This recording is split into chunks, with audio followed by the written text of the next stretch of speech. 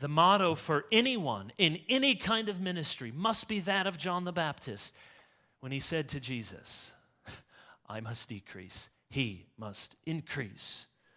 There's that famous saying in the last century from James Denny, who said, no man can give the impression that he himself is clever and that Christ is mighty to save. But this Sermon on the Mount is different.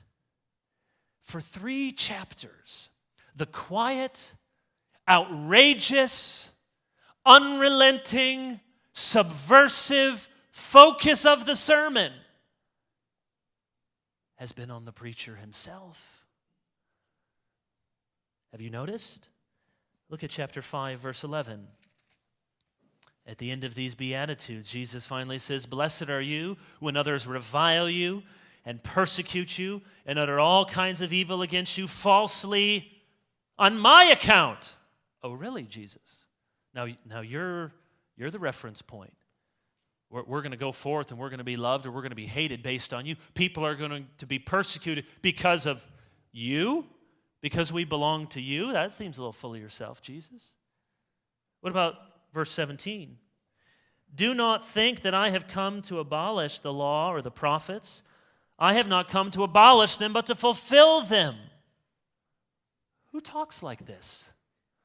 I mean, what would you think if I came in 10.5 years ago and did a candidating sermon here to be your pastor? I said, I just want you to know, I do not come to abolish the Scriptures. Who thought you did? Who would do that? We weren't confused about it until you just raised that issue, and now we're wondering a little bit what's going on here. Who makes statements like this? Of course you stand under the Scriptures. We all do. Why are you talking about not abolishing the Scriptures?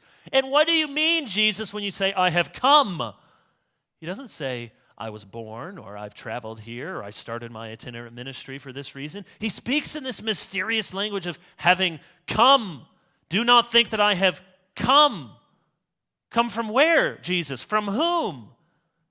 Jesus, we all got a mom and dad. We all come from somewhere once upon a time. But why are you talking this way? I have come.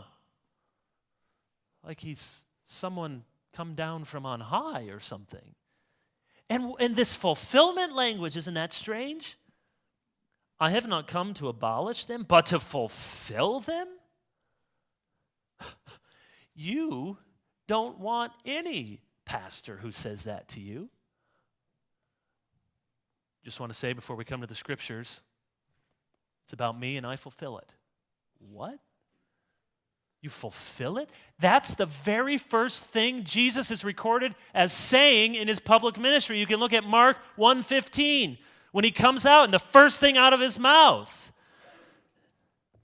The time has been fulfilled. Jesus does not see himself as another prophet or the last prophet or the greatest of all the prophets. He sees himself as fulfilling all prophecy.